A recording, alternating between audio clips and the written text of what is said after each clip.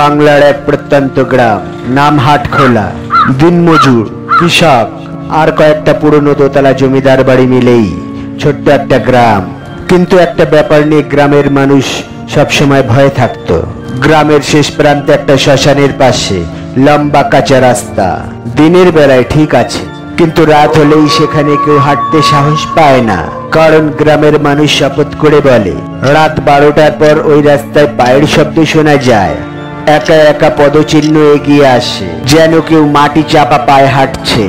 কিন্তু কেউকে দেখা যায় না। আমাদের গল্পের নায়ক অভিজিৎ কলকাতার ছেলে, পেশায় ফটোগ্রাফার। ভৌতিক জায়গায় ছবি তোলা তার নেশা।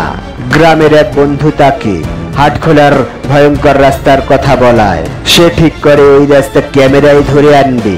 বন্ধু ও গ্রামবাসীরা অনেক বোঝালো, বাবু ওই রাস্তা ধরো না, সেখানে কেউ গেলে আর ফিরে আসে না।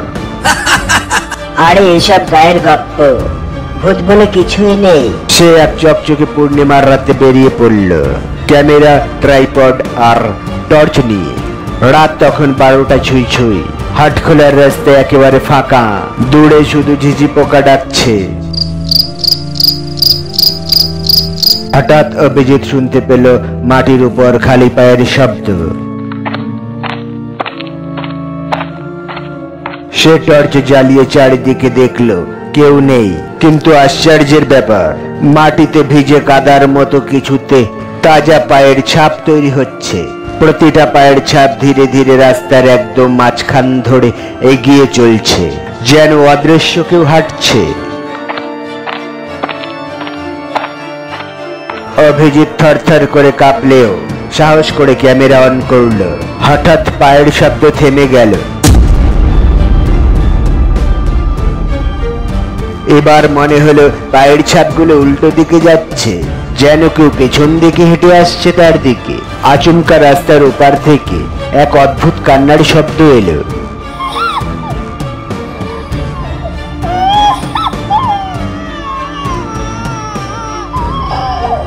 মেয়ের মতন আওয়াজ, কিন্তু শব্দটা যেন কানে নয়, মাথার ভেতর বাজছে।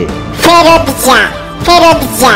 অভিজিৎ দৌড় দিতে গেল, কিন্তু দেখলো রাস্তার দুই পাশ থেকে আরো অনেকগুলো পায়ের ছাপ তৈরি হচ্ছে।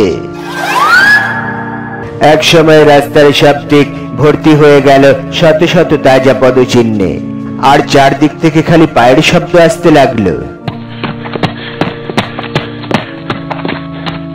ঠিক তখনই দূরে দেখা গেল একটা ফ্যাকাশে সাদা ছায়া, একটা লম্বা মেয়ের অবয়ব।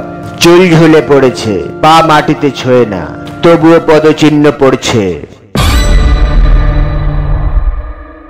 হঠাৎ মুখ তুলতেই দেখা গেল তার মুখ নেই, শুধু ফাঁকা কালো গর্ত।